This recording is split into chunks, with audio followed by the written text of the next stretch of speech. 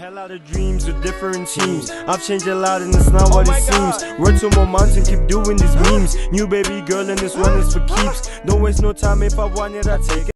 Some of you are laughing at people when they repossess their houses, they repossess their cars and everything. But can you imagine what would happen if these cell phone companies or these network companies actually repossessed their phones whenever we airtime with just airtime advance, the airtime you're owing your network provider, your service provider right now, with just that amount they can take away that Alcatel of yours. But you're laughing at people who are struggling to pay houses, cars and everything. Can you imagine if Telkom, MTN, Vodacom, they just decided, and Cell C one day, they just decided one day they just decided with what anyone akolotang airtime and we're going to take their phone. Yay! Because some of you switch from network provider to network provider because you owe money. You get really blacklisted. Airtime fail. And you, I'm sure by now you can see, by the way, you're struggling to pay that airtime advance. This thing of buying cars and houses or going into debt for clothes, you can't handle it. Like 50 rand ya airtime advance. Mara unyako shadi aparo ka 2 words ka 500. Asilo chawni.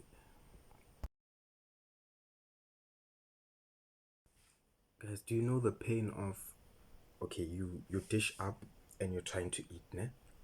And then you decide, okay, you get full and then you're like, I want to stop eating. But the problem is, already the gravy is all over the pap, the beetroot is mixed with what.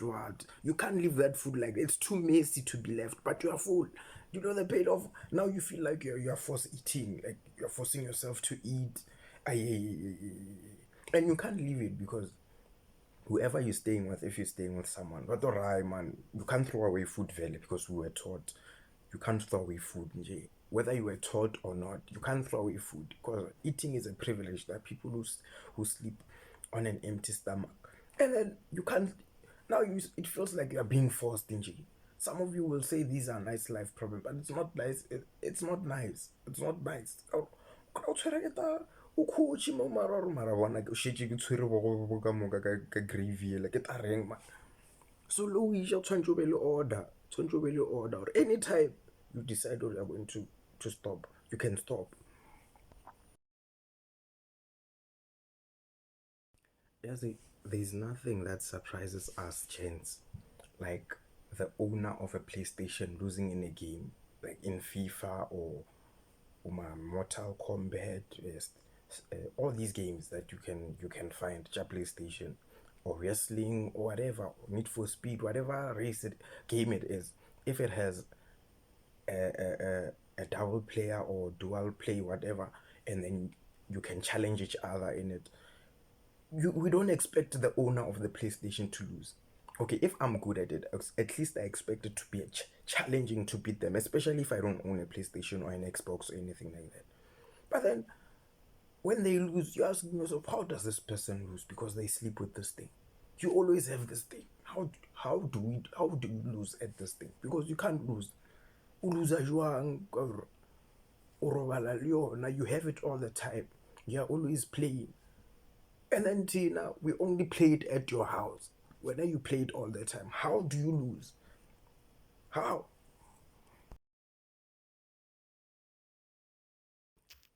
Sometimes I ask myself how wrestling would be if whenever they brought it to Africa, like if WWE or whatever brought wrestling to Africa and they actually did it African style and it was Extreme Rules.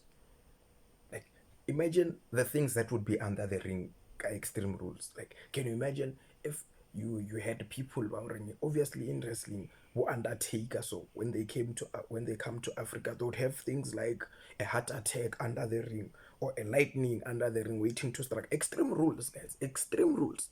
And then if they had Usos or something like these guys, colored Mexicans, they would also have the okapi and machetes and everything under the ring. Whatever extreme rules, someone would come flying on the broom or or a challenger. They feature some of the upcoming wrestlers from South Africa. So o kry-a ba tshwere e nngwe jwale o tswa Limpopo akere o kry-a e tshwere lefielo e fofa e tsena ka lefielo but ore go ditabo ya nte. Can you imagine if wrestling was to implement that concept by extreme rules, and then there would be a gogo there. Her extreme rule, because wrestling is acting, should just have a flip-flop under the ring. Also, if or aga better big show ka flip-flop uftela ewa what wrestling guys, bring wrestling to Africa and do it African style and allow it to have extreme rules, and by extreme rules feature all the things of extreme rules ka tša mo Africa gore o bentswe mbus ka ba lonyana tša gore he gore ba bethe o mongwe ka sefolana ntše a re a elwa ka kua a ke re ya actor to mo fodiša after le ska wa ra le that. Do you know if these companies who create devices or these things that we buy, appliances, devices, or anything, knew that we trust our friends or family more than their manual, they wouldn't give us that manual. Because whenever I buy something, I'm hoping that at least someone who I know knows how to use that thing.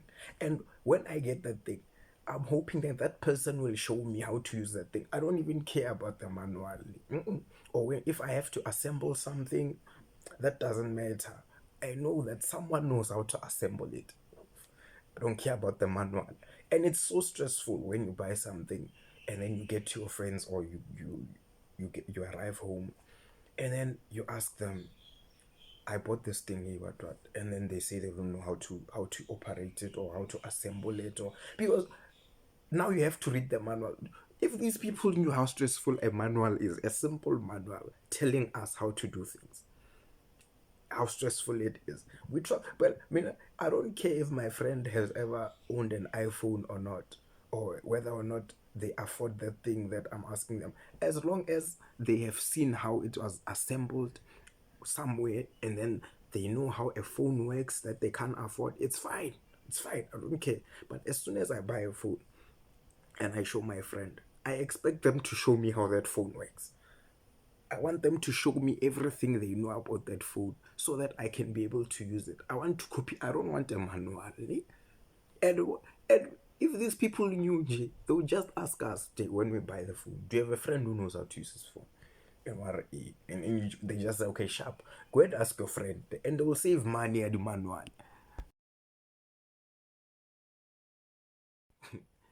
Some of you,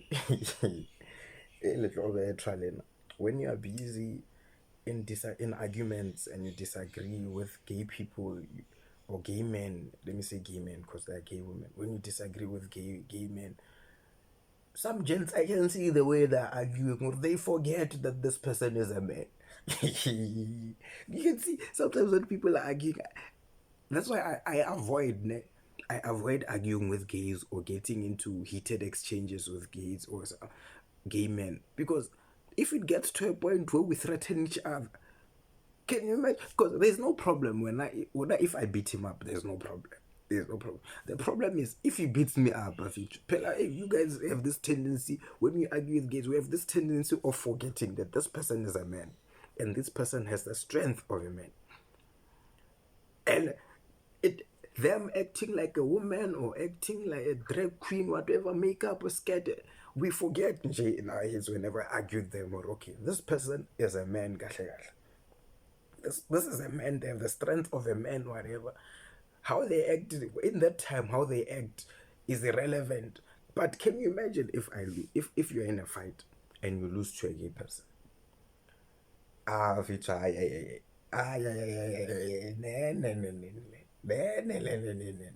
Because if you beat them up, it's a lose-lose situation.